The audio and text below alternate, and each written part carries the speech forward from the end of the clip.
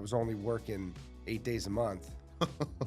If I wanted to make more money, which is a great thing of this job, is flexibility. You want to make more money, you just pick up a trip because there's always open trips. It's great.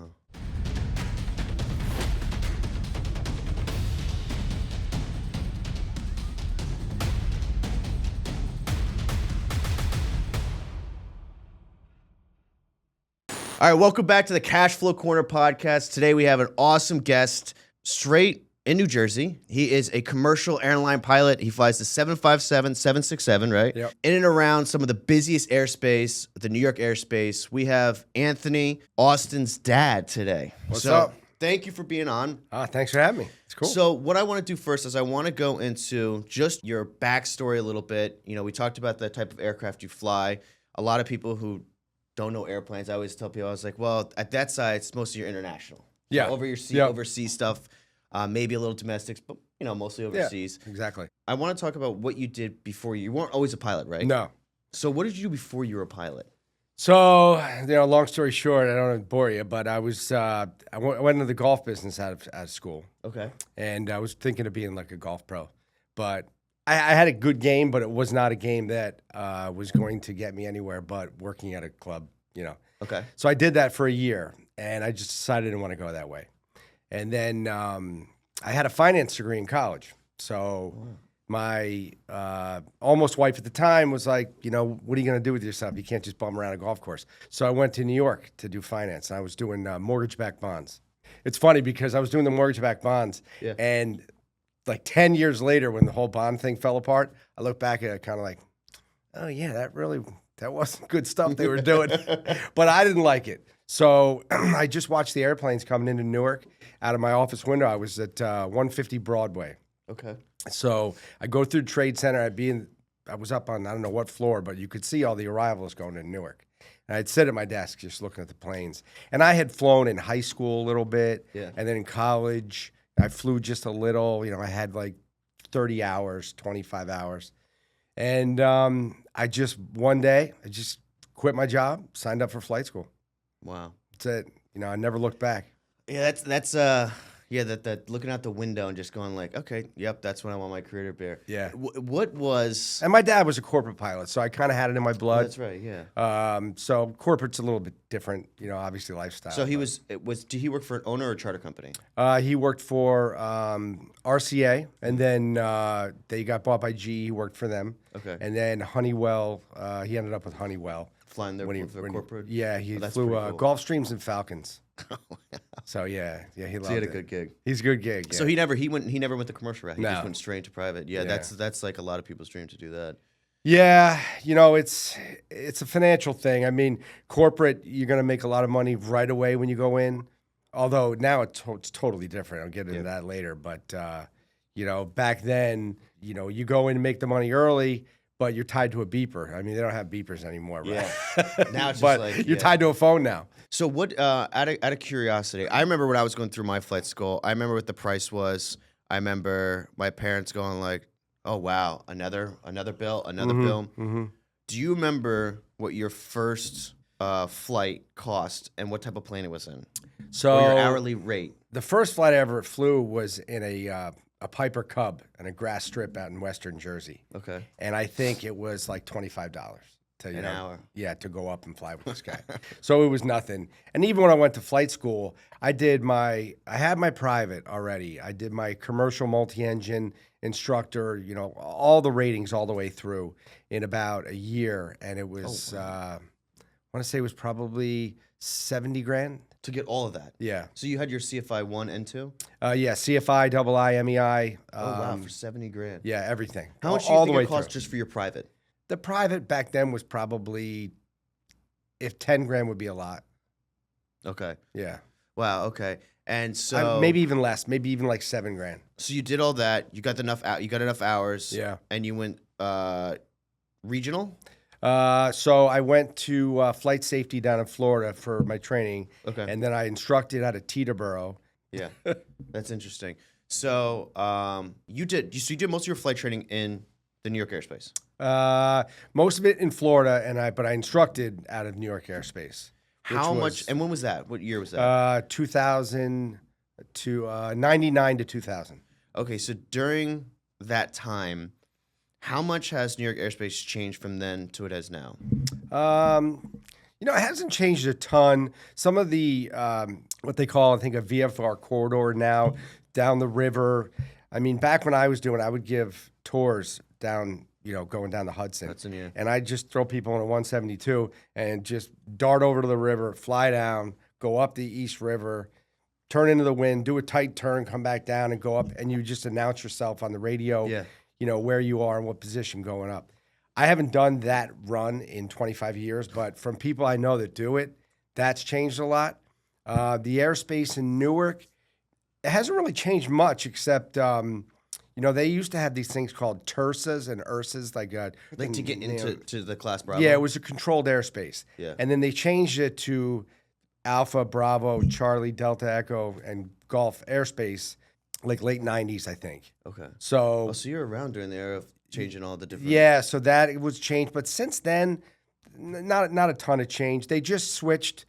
New York airspace is now controlled by Philly, Really? and I don't know why that all happened. There's probably some political stuff between whatever that happened, but they dumped New York guys and sent it to Philly. So now it's a little difficult right now. That's why there's a lot of delays and everything going on because they're not staffed properly. They don't really know the airspace as well. So it gets backed up, and then they start to, you know, delaying. Because everyone's like, "Oh my God, it's this airline." Yeah, whether it's whoever the airlines is between JFK, LaGuardia, Newark, Philly, and all that. And they're like, "Oh my God, it's this airline."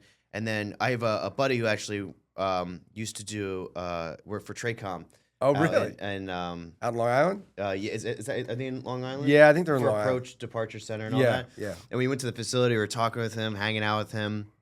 He was just like, "Yeah, we get this massive flow." He goes, "You get a storm or cloud over one of these airports, it disrupts everything because now I can't do visuals. Right. Visuals are done, and that screws up the whole pattern coming in." Yeah. And then he's like, "I'm taking care of the sector coming in through Allentown as well. So you're getting the traffic from Allentown, everything over the Atlantic coming that way." Yeah.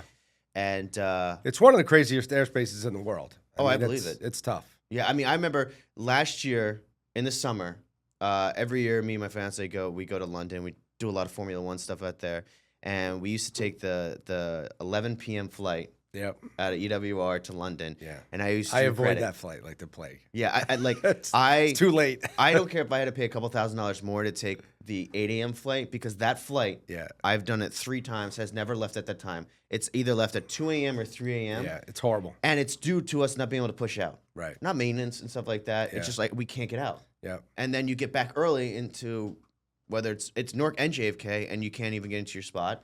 And so, yeah, that's a tough flight. Yeah.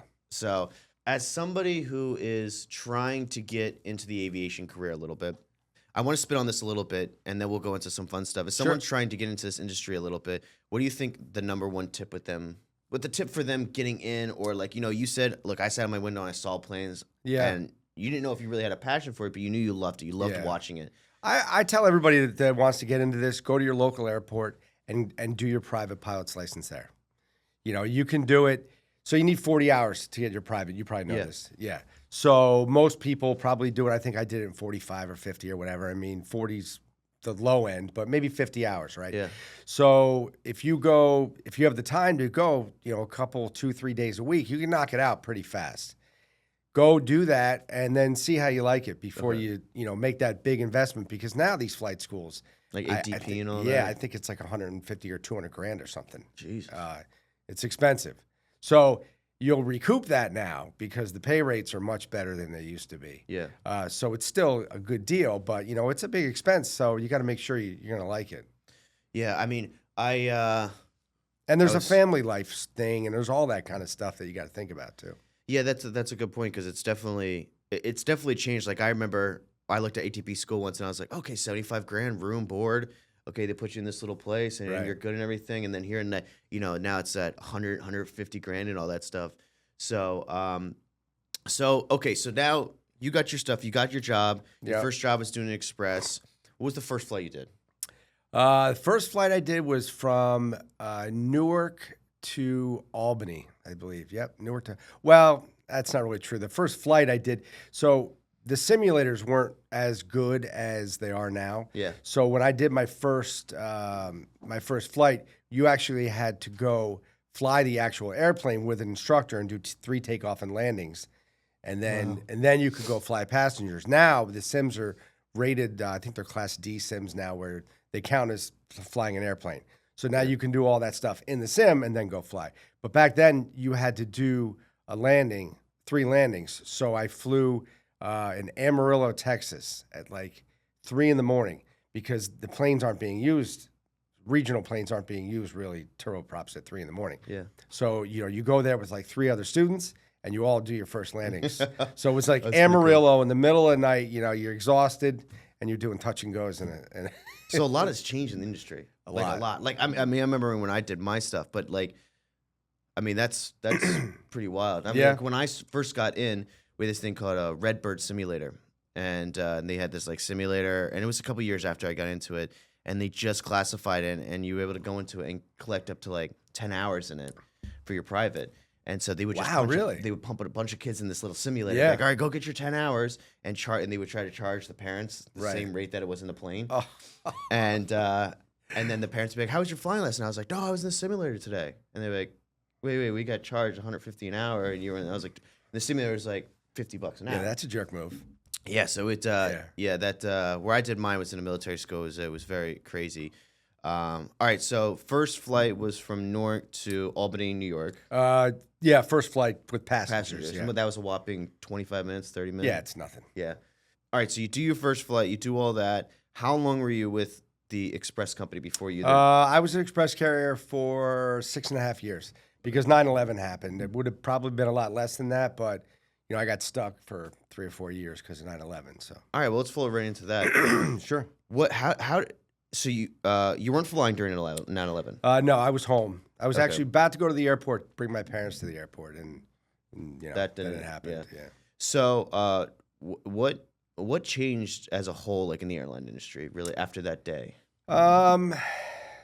It's just the security. I mean, the flying pretty much stayed the same except for the door. We used to be able to open the cockpit door. I mean, I could even have somebody come up there during the flight before 9/11. Oh, really? Yeah. Now it's the door. Once the door closes at the gate, you have to open it, go to the bathroom, and that's it. Yeah. And even then, it's kind of an ordeal. And then getting to the airport, I used to.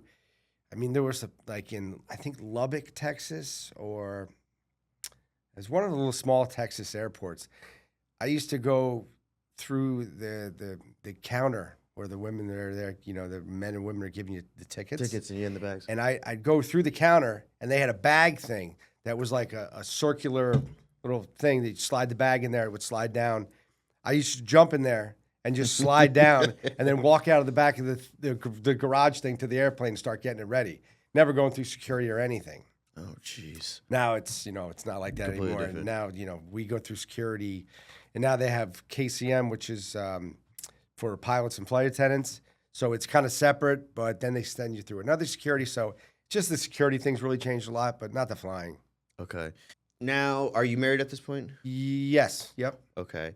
What did you think? Let's fast forward in the career a little bit. Yeah. And so now you're flying a lot more. Yeah. I'm assuming you're out of the ATR. Yeah. And then what was the next plane? The Embraer 145. Okay, classic. Yeah. Really knows on the landings, right? Yeah. A lot of pull. Yeah. Um, It's a pencil jet. but they're fast. They're fast. I mean, sort of. I mean, they're fast for, they only go, I think Mach 7.8 or 7.9. I was compared to the CRJ, which is like. CRJ is probably a little slower, I think. Yeah. So, as a pilot, now let's say you have your kids and everything like that. Yeah. What do you think? How was the flow? Because I'm assuming your schedule was what, 3 on, 4 on, or something like that. Yeah, back then it was probably something like that. I mean, I had a lot of time off, and that's one thing I like about the business. There's a lot of time off, so you could set up your schedule where you could fly 3 days on, a day off, 3 days on, a day off, and then take 2 weeks off. Mm-hmm. So you could bid your schedule, make it work how you want to make it work, and then that also comes with seniority too. The more senior you get, if you stay in the right seat, you could stay senior and get a better schedule.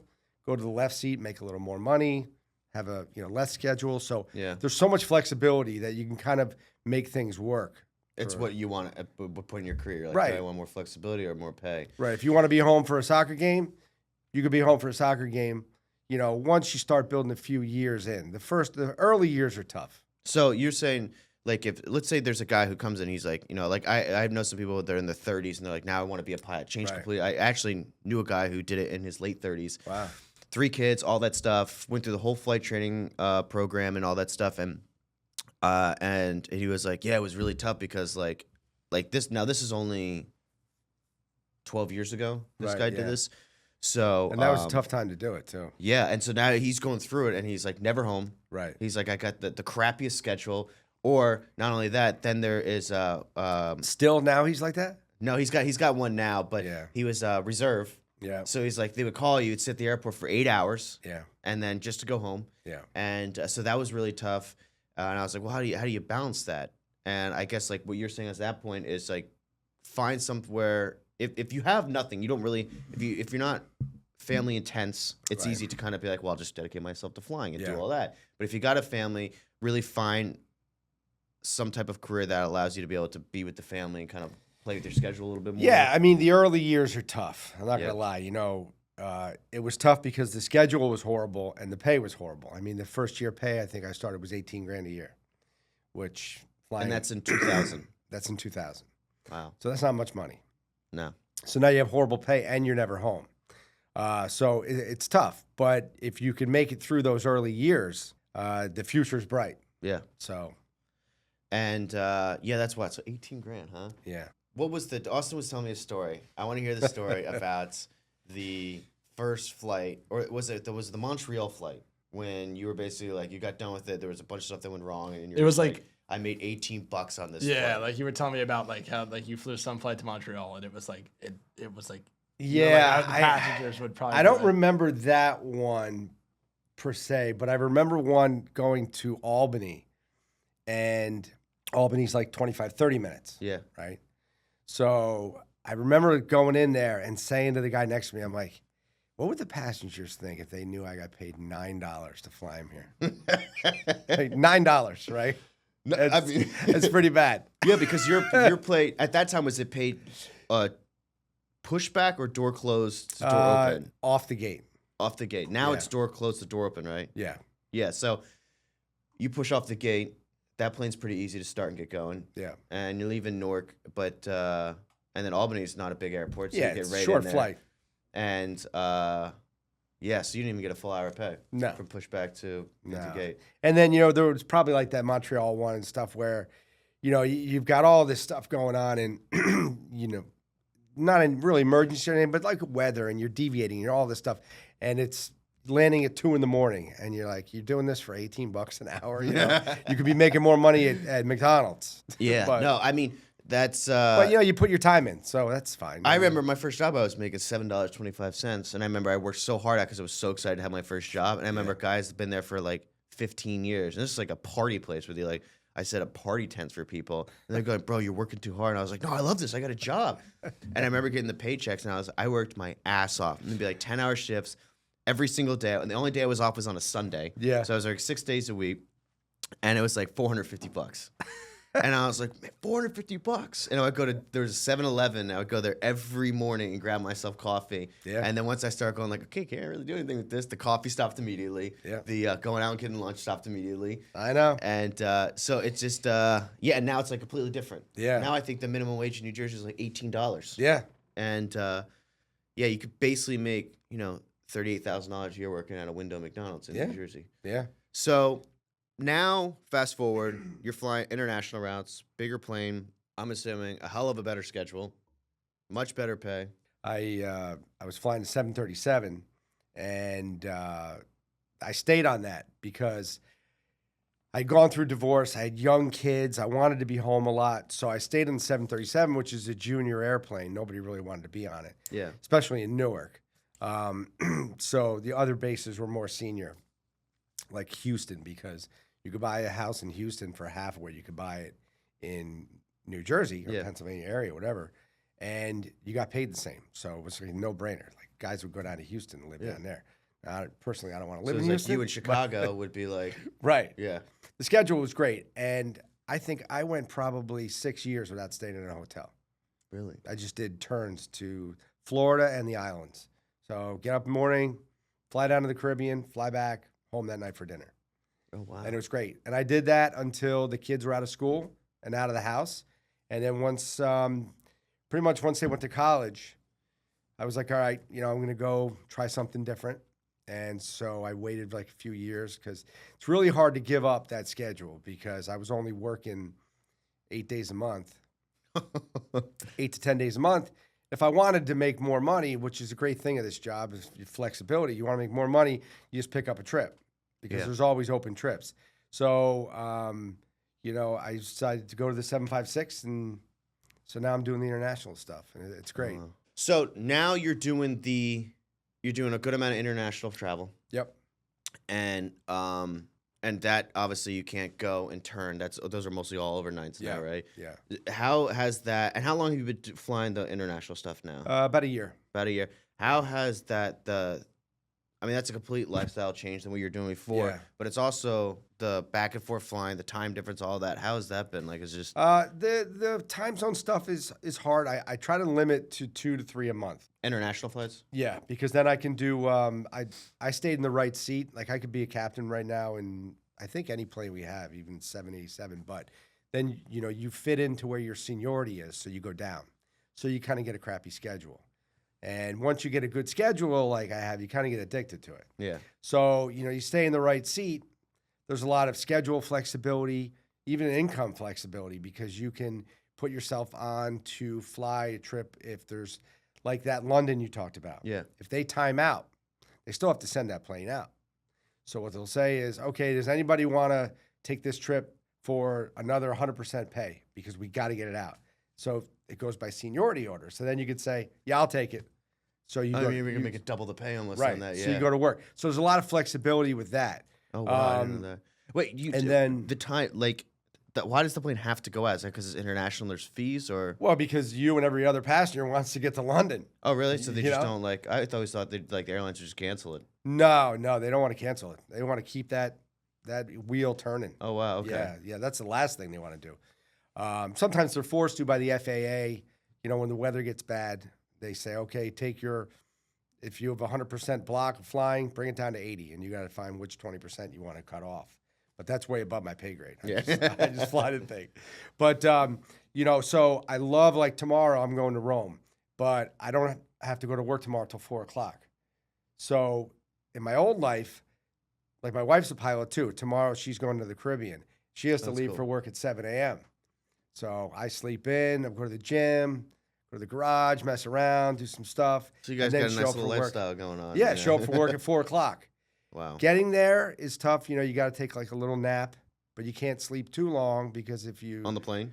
well, you when get you a get break to it. on the plane because there's 3 pilots, so you rotate out. Okay. So you take a nap on the plane, but then when you get there, you have to take a nap because it's like about 2:30 in the morning on your body clock, so you're exhausted. Yeah. So you go to sleep, but then you got to force yourself to get up because if you sleep too much, you can't sleep that night, and you got to sleep that night to get ready for the flight the next day. So it's just like managing your sleep schedule. You can do it.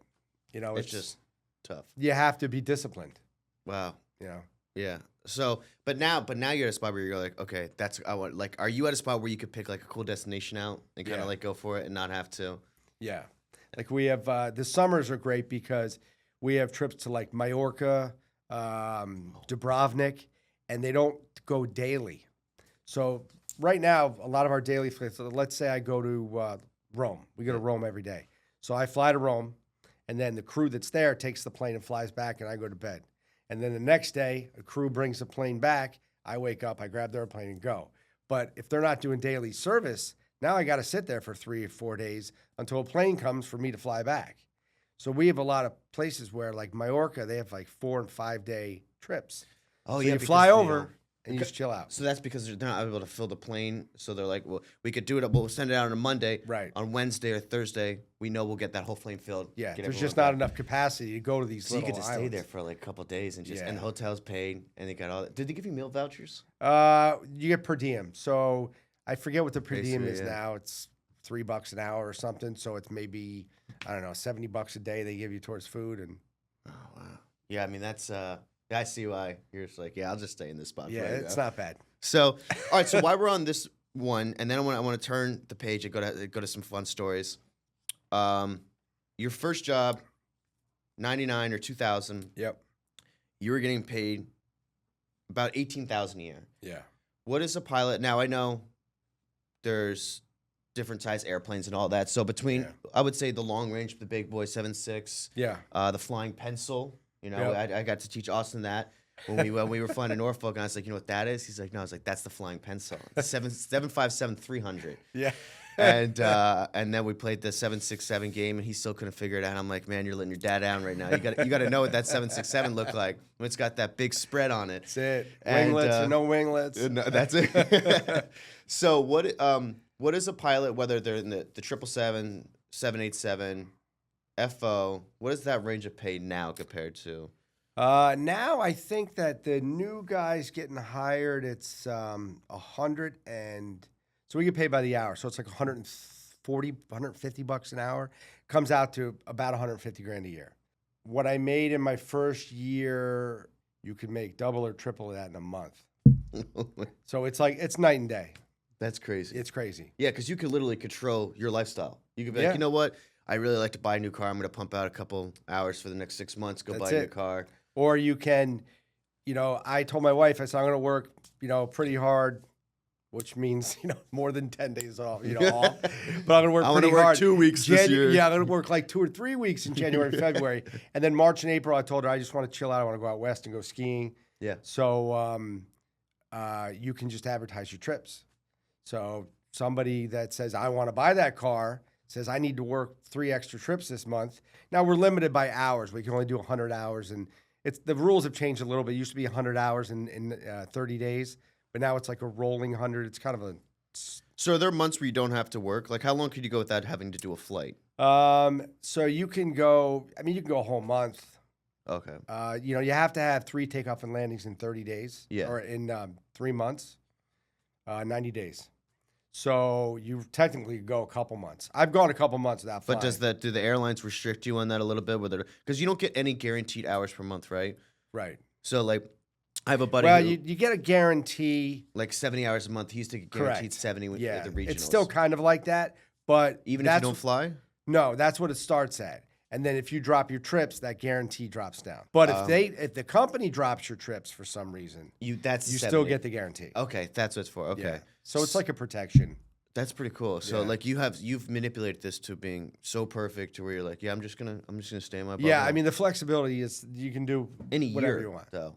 That's fairly quick to be able to do that. What's that? Like be able to get switched to a new plane. Well, because You I know. took my seniority over. Oh, that's right. Okay. So we go by percentages, right? If you're at the bottom, you're at 100%. So when I left the 7.3, I was at 4%. So that's 4% from the top. And then when I went to the 7.8, or 7.6, I was at 8%. So I'm still super senior over there. Wow. So that's why the seniority. So there's a 28-year-old making 320 grand now as a 7.5 captain, but his schedule, he's on the bottom. But he's a captain. So he's a captain, Yeah. and he's making good money, but the schedule, He's working a never lot. home, flying the 11 o'clock Romes or Londons, London. which nobody wants to do. Yeah. So middle of the night stuff and everything. So but that's the beauty of the job. You can make that choice. Yeah. And you've been able to do that. Yeah. So let's go into some fun stuff. Before I go into that, I have one thing. There used to be these memes on the internet where when you're in the cockpit and a pilot has to go to the bathroom and the flight attendant sits in there and they're just randomly sitting in there with you. And it's just like completely awkward. Is that weird at all? Like where you're just like, oh, hey. And she's just like, oh, hi. Yeah, it's a little awkward. Yeah. Because you're sitting down there and you're right here and she's sitting right here. And she on the just other has side to of the sit wall. there and just be like, On the other side of the wall, and you're like, but you kind of just, after years of it, you're like, whatever. yeah, just sit there. Don't talk to me. Yeah. All right, fine. And then, so let's hear the craziest story you've had cockpit wise. Like maybe, like in the cockpit, like anything wild ever happened in the cockpit. I mean, nothing super wild. I mean, the only thing I've really ever had was, bad weather. And I've had severe turbulence twice where the plane was up and down 500 feet, 300 feet and couldn't wow, couldn't man. control it. And at that point, you're just trying to keep the wings level and just ride it out. And it was wow. clear air turbulence. I remember I was coming from Boston to Newark, and somebody in front of us had reported it. See, now we have all this stuff in our airplane to Technology. avoid this stuff. You know, we have like our iPad has this thing on it, and for just simplistic, it shakes, right, in turbulence. And it records that and it on the app, and then all other airplanes have that same app, and they can look and see what your little bubble's doing, if it's light yellow or if it's orange or if it's red. wow. And you could see the altitude, everything on that. So you know ahead of time, all right, there's turbulence here. I'm going to go down. I'm going to go up. I'm going to go left, whatever. I'm going to slow down. Someone's got to be the test dummy and get out there and get shaken up. Right, exactly. There's somebody, yeah. Some guy But I in a mean, 150. even before that, we have so much technology that shows, you know, the weather patterns and where it's going to be bumpy and stuff. So you know all this stuff ahead of time. Okay. Generally, it's very rare. But, you know, back in the day in 2000, you know, the technology wasn't there, and, you know, it could happen without you knowing about it. So then the only way you would know is somebody else reporting it. So they'd reported ahead of us that there was, you know, severe turbulence, and it was completely clear, not a cloud in the sky. You could see forever. Mm-hmm. And it was at night, and smooth, and then bam, bam. I mean, just, it was intense. Yeah. Really? I had that, and then I had that another time, and then a couple, I want to say 3 or 4 years ago, I was flying with a guy, and we came into Newark, and the thing about our job is, like, it's 90% of the time you're like, all right, this is, you know, cool flying along. It's pretty easy. But that other 10%, that's where you make your money, because some of that, you know, when you're coming into the airport environment, you come into the weather, right? You're outside of the weather. When you're not there, you're up above it, flying over the ocean. Unless you're in the Caribbean, you get some buildups and stuff like that. But we were coming into Newark, and it was the most calm flight until the last, like, 7 minutes. And then we came in, and it was the roughest I have ever flown in. That's in the 7.3? 7.3. And I mean, like, I could barely see the instruments. And it was pouring, and the turbulence was just crazy. And we landed and got off. A guy behind us went around, and then they evacuated the tower for tornadoes.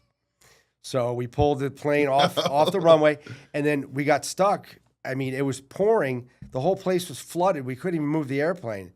And that was crazy. I mean, just crazy. My buddy and I still talk about it every time we go out and play golf. Like, remember that night? It's like, holy shit. You know? Oh, that's crazy. Yeah, and then we had to sleep at the airport that night because the whole place was flooded and nobody could leave. So we went in. Like, in the airport or that little Marriott? Well, right we there? slept downstairs in, like, the lobby. Well, the crew room has, like, a couple beds. cots and stuff like that. So we just slept on those. Oh, wow. Yeah, that was That's nuts. pretty wild. Yeah, it that's was pretty wild. So what about passenger stuff?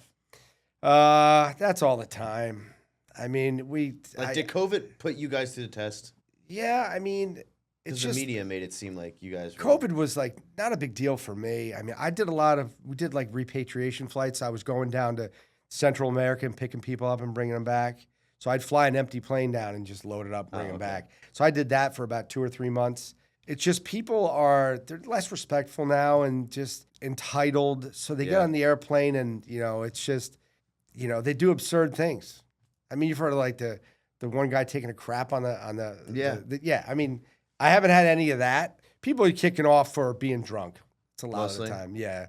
We've had to kick people off for getting drunk and puking on somebody next to them. You know, it's just, and you almost become immune to it. You're like, all right, this is what we have now. Yeah, you got to get off, bud. Please stop doing that. Okay, so any other wild experiences you could think about in your entire career of doing this? You've been doing this for 25 years. Yeah. You know, there's been a lot of weather stuff, you know, like No accidents or snowstorms. anything? No, knock on wood, nothing yet. How about ramp agents? Have damaging the plane? not bent metal. What's that? Ramp agents damaging the plane? No, I haven't even had that. Really? No. Yeah, I mean, I have no crazy stories about that stuff. I mean, there's a lot of nights when the kids were young where, you know, you're stuck in a blizzard somewhere or going into an airport and I remember going into Nova Scotia a lot to, I'm trying to think of the airport up there, but not Gander, but the weather out there was always so bad. Yeah. So, a lot of crazy low visibility approaches at night where you're thinking like, oh my God, they don't pay me enough for this. But, you land and you go to the hotel and have a beer and go to bed. Say, let's do it again tomorrow. Yeah, I mean, I'm a big simulator guy too. Like, I love that stuff and everything. And I mean, a 767 has to be a fun plane to fly. It's up there. It's cool. The 300's really fun to fly. The Yeah. 400's pretty heavy. I mean, max takeoff you fly the weights. 400 too? Yeah, I mostly fly the 400 Okay. because that pays more than the other ones. So do you do the Puerto Rico route at all? I do San Juan a lot. Yeah. Yeah. I'm doing it that's a next cool one. week. Yeah. I do probably 3 or 4 of those a month Okay. because then I mix them in with the international ones. Okay. San Juan, the 300 just flies. It just flies better, I think. The 300 does? Yeah, the 400, at 450,000 pounds, I think it is long. max takeoff weight. It's heavy. It's kind of like flying a Winnebago. It's not too responsive. Yeah. 300 is more of a sports car, Okay. and the 75s. I mean, the 75-200 is that's just a fun plane to fly. Where are you flying the 757? Out to the West Coast. Mostly? Yeah. Okay. Yeah, because I think they got rid of it on the Dublin flight. Is it done? Yeah. Dublin is a 400. It's a 400 now. Yeah, 76. What is out of all these? Like now you've been flying for a long time. What is your favorite place to go to? Overnight, everything about it's just. I love Venice. Venice is great. Really. Basically because so when you go to Europe, the rides from the airports to downtown can be like an hour long. So at 1 a.m. in your body clock, you get in this van and you're like, trying to keep your eyes, and you just want to get to a room and go to bed. Yeah. So the Venice is great because the hotel is 5 minutes from the airport, and then downtown Venice is a 5-minute train ride. Yeah. So it's great. Jump in there, go down there, walk around. Great thing about our job is once you get to where you're going, that's it. There's no, you're not on call. There's no, I got to file this report. I mean, if sometimes we do have to do some reports and stuff, but it's very few and far between. So I love Venice. Like San Diego. San Diego was always nice when I did that in the 7.3. Yeah. And we still go there in the 7.5, I think. But there's so many great cities. I mean, there's like, Yeah, you're flying all over the place. Yeah, Now you you expanded the international route. Now you're getting that. Yeah. So, and there's a lot I haven't even done that. Like Zurich, I want to do Zurich, which I haven't done for the airlines. I've been there. I just haven't done it for the airlines. But Naples was kind of neat. I flew Austin and his brother and sisters and his mom, and I flew them to Naples for a vacation. That was cool. Was that your first landing in that plane? Yeah. Yeah, he was telling me Yeah. that. Yeah. And I got lucky on that one. Yeah, that was. And I hadn't flown much, and those big ones, the 7.6 is hard to fly or hard to land. Was that a 400 or That was a 300. Okay. So I usually fly the 400, so I hadn't flown the 3 yet.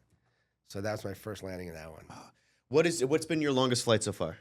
I think Rome. Rome's about 10. I think Rome's like 10 hours coming back, or it's 9:45. Okay. And then actually no, I did Honolulu, and that's a little longer. Oh, Honolulu. Wait, Honolulu direct from Newark. Really? Yeah. And that's in a 400? That's in a 400. Yeah. That's 10 hours right there. You were asking about a funny story earlier, and I forgot I had. So back in the day when I wasn't really making any money, and I was on the RJ, I was a captain, and we were on a delay, air traffic control, so we're sitting on the ground. And I used to play this little game with the passengers. And this is back when you can get away with doing some stuff. I used to play Guess the Money in the Cockpit, Mm-hmm. and because none of us had any money. So we're like, guess the money in the cockpit. So I'd tell the flight attendant, hand out napkins to everybody, have them write the number, and then hand it up front, and the winner will get a free drink. Right? I'll buy him a drink.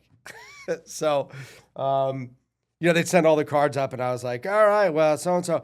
And I remember saying, I forget the exact amount, but I said, okay, so, Bob in 7A is the winner, and he guessed $22. And I said, that's the good news. The bad news is that Bob was $18 over because there's only like $3 and change in our pockets right now. So they all kind of laugh. You can hear them laugh or whatever. So the guy gets his drink and they're leaving the airplane. And a guy comes in and throws a 20 on the pedestal. And he's like, it looks like you guys need it. That's a good game. Yeah. Now Yeah. you can't. No, that's back in the days when, you're right. A lot has changed. The kids, you can go up to the front. I mean, you can kind of do it now. Yeah, But afterwards. it's just, it's, You're not allowed to have as much fun, you know? yeah. You gotta Everything's all watch yourself. regulated and strict. Yeah. And I think a big part of that is FAA. Yeah. I think they came in, they just, Yeah. I mean, I could get into a whole lawyer thing of why it's, trust me. but it's a lot of lawsuits and stuff. And so everybody's kind of covering their ass. And I get it. It is what it is. It's the world we live in. Yeah, I 100% agree with that. So we talked about it earlier, and you said, technology has changed a lot in this industry. And, I grew up, I used to fly a Tomahawk, Oh, that's a little cool. tiny Tomahawk. And because my flight instructor at the time was like 7'1", he's the only plane he could fit in. He couldn't get in the 172s. Well, he's in the And- wrong career. Oh, well, now he's a FedEx pilot and all this stuff. So Yeah. he Well, he can made fit in a that- heavy, but he can't fit in a RJ. No, no. So I remember I flew on a 6-pack, and for people out there who don't know what a 6-pack is, you had 6 gauges, not an actual 6-pack of beer. And the first plane I flew that was a G1000 was like probably 6 months out from getting my pilot's license. They got a brand new beautiful 172 in. It was a G1000, and I was like, this thing's amazing. And it was the hardest thing to fly because all I flew with the 6-packs. Yeah.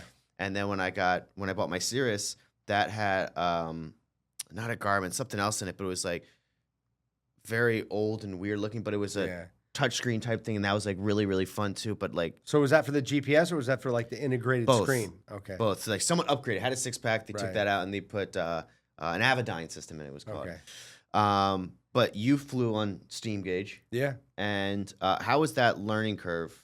Like, because technology has changed a lot, even Yeah. from the ATR to the 145 to what you're in now. Yeah. Yeah. I mean, I liked, it's funny because the 7.5 still has steam gauges On that left side, on the left side, Yeah. right inside. And then they have these small screens, in the middle. And the 7.3-500, I think that had a screen, but the 7.3-300 was all steam gauges. Okay. I mean, it was just an HSI in the middle and, the altimeters, and it was just a 6-pack in there. And that was so much fun to fly. I loved flying that airplane. That's probably my favorite flying airplane I've ever flown. It was a 737 the 7.3 series. 300. Yeah. That And wasn't the one where they had the rock guard on the reverse, was it? On the reverse thrust? Geez, I don't know. I mean, I Did don't even it remember. clamp in the back? Like, would it clamp? Yeah, we had. Or is that the 200? No, it clamped because the other ones have sleeves that come Yeah. back. Yeah, it clamped. So, that's old. Yeah. I'm pretty sure it clamped. I'd have to go back and look at that, but I can't remember. It's a long time ago. Yeah. But that plane flew just awesome. But that had steam gauges, and then it's funny when they switched us over to the screens, they put screens in that had steam gauges on the screens because we had airplanes that still had steam gauges, so they had to make sure for the FAA that they matched until we got rid wow. of all the steam gauge planes. Then they took so when the new Gen 7.3s came out, like the 800s, they had steam gauges on the screens. That's so funny. And then once they got rid of all the older model, the classics, Yeah. then they flipped the switch, and then it was, the speed tape and altitude tape and all this stuff Oh, wow. integrated in one screen. Yeah. But it was kind of easy. I mean, you just You figure pick it up out. pretty You quickly. picked it up quick, yeah. Yeah, it would probably be difficult to go back to it, you think? It's funny because I want to go back to flying small planes. And my father-in-law had a 172 that I used to fly. And I thought it would be hard to go back. The only thing, this flying, it was a piece of cake. Really? You Yeah, you you feel fall, like you need to flare you that a fall little right bit more? into it. Landing, it's a whole nother thing. You start flaring and, you are like, way high off the ground. And you're like, keep coming down.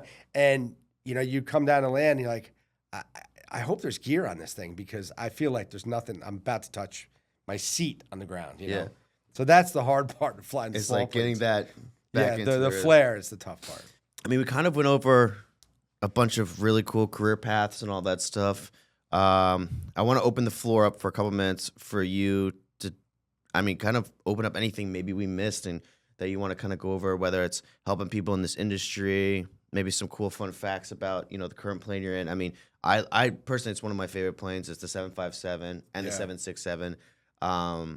You think there's any hope to maybe go to the 78 or 777? I may. So they are going to hopefully get more deliveries of 787. Right now, the 787 only goes to a select amount of destinations. Yeah. So you kind of get bored. And it's also really long flights, 15, 16 hours. Oh, crap. Which some people say is better because your breaks are now, like on my plane, the break is only anywhere from 2 to 3 hours, depending on the flight. So, you take a nap and then you got to wake up and go back and fly. Yeah. Where on the 7-8, your breaks are like 6, 7, 8 hours, probably 7 average. So you can go back, you can take your clothes off, get in sweatpants, and just go lay down and get in bed. Have a proper Yeah, sleep and they have rate. nice beds in them and everything. So I could see doing that. It just depends if they get enough planes where, if the 787 starts doing a lot of variety, Europe, domestic, all that stuff. See, that's what I love about the plane I'm in right now is the variety is great. So, I can do island turns. I can go out to L.A. or go out to San Fran. I can go to Denver, Houston, Vegas, a lot of these domestic cities, or I can go to Europe, if I want to do that for a month. So a lot of guys switch off and, make their own schedules of what they're going to do. So, we'll see. Yeah, you figured it out. Yeah. Yeah. It's been pretty good. Yeah. Yeah, it's So- just the big thing that always cracks me up about flying these planes is like you get into a bigger airplane. Like right now, if we're fully loaded on fuel, it's like 150,000 pounds of fuel, just fuel. So you think like, you go back and think, God, 150,000 pounds. Like the first plane that I flew was like, 20,000 pounds or something, Yeah. So that's kind of you wrap your brain around that, or taking off. I remember going to the 7.6, the 7.8, a 7.3, I think max was somewhere around 180,000 pounds. I think I remember that.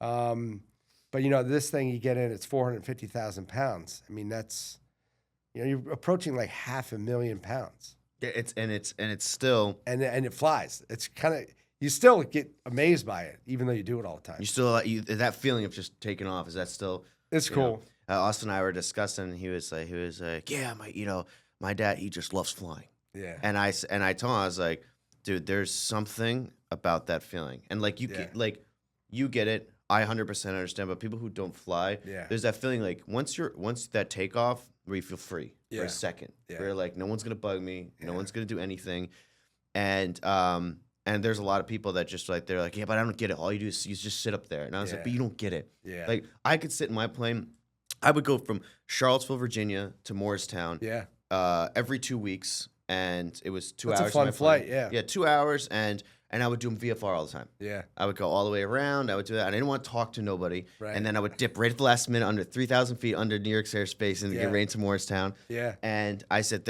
I could sit in that plane for that 2-hour flight and just go all the way around, find new routes, sit on my iPad, see different things going on. But there was that sense that, like, I don't think until, like, you have I had such a passion for flying. Yeah. Like, that I loved it. And you're displaying, like, how much you have that passion of, like, you're not a social media guy when like you have to like there's tons of these guys who vlog flying and you're just like, no, I want to fly the plane because that's what I like doing. Yeah. I don't need to film it. Yeah. And like I was the same way too. I never filmed when I flew. I never did any of that. I love social media, but I never filmed. It was just a sense of like peace and left alone a little bit. Yeah, I take some pictures, but that's an interesting point you make. Is now that with these cell phones and stuff, we have problems with these younger kids coming in, and some have gotten fired because Really? They'll answer their phone during a flight, or, they'll have their phone on, and like I remember this story a guy told me once, this guy had his phone and his ringer was a fire bell. So, the fire bell in an airplane, it's like when you get, right? And he leaves it on and he gets a phone call during takeoff. So the fire bell goes off on his phone. So I think he got fired. That's wild. Yeah. And there's probably someone young who goes like, Yeah. And I was like, what's that sound mean? First of all, it'd be an annoying ringtone to have. Right. And that would give me nightmares I know. to think about it. And you're like an airline. Who would put that on their phone? But A lot of guys do stupid stuff that I don't understand. But. So you've done a little bit of everything. You've gone out. You tried one career. You did another career, and it led you to the city, looking out of a building and going like, "This is what I want to do." Yeah. You obviously love what you do now. Do you, on the financial side, on the cash flow side of it? Obviously, it's done very well for you on that side. I would say when we talk about cash flow is the ability. It almost gives you like that little bit of freedom, right? Yeah. Whether it's financial freedom, allow you to be able to enjoy your life a little bit, at whatever level that is, right? If that's, hey, I want to sit in front of TV and have a beer and a box meal, but I work twice a month. Right. Do you think out of all the career stuff, now everything's changed dramatically, do you think this is a really good career path for someone I do. It's better now than it's probably ever been. We have a lot of retirements coming up. And the retirements are going to continue for, I think, another 3, 4, 5 years. And then they'll still retire after that. Now, anything can happen, right? Like when I came in, it was a great career. And then 9/11 happened. And then the '08 crisis happened. Yeah. And then COVID happened. So, like, shit happens, right? I mean, it goes up and down, up and down. But, you know, we didn't get paid well. We didn't have a lot of way to leverage to get more pay until the pilot shortage, COVID, all that stuff. And now with that shortage, with nobody going because the pay was horrible, then you had leverage. So now, you know, the pay is up and the retirement is crazy that they give us now. I've done the math. And if you go in at an early age and with the retirement match that the company gives you, which is upwards of, all these airlines are upwards of 17 to 18%. Oh, wow. So 401ks, most people say, oh, I got a 3% match. 17 or 18% these airlines are doing. Wow. So it's crazy. So it's definitely worth doing it if you're young and get into it. Now, money isn't everything, right? You gotta like travel. You gotta like to be on the road. And you don't have to be all the time. Like I said, you could, you know, they have day trips and stuff like that. But it's a great career. That's great. Right now, it's a great career. Right. Yeah, my brother, like I said, my brother's trying to get into it. Well, he's going into it, and he's doing his interview processes right now and everything. And his wife's a pilot as well, and so, you know, they drank the Kool-Aid. They're doing it. Yeah, I knew I'd never. They're gonna love it. Yeah. Yeah. Yeah. I loved it at such like a hobby level that I knew that if I did that, it would ruin it for me because I didn't want to do it like that. Yeah. And I so mean, you got to be built tough. for it. Yeah. You know, it could be tough, but you know, it's a lot of time sitting, right? You're going across the ocean, you're sitting and stuff like that. But you mentioned about the passion stuff, and I was going to say, you know, the landings.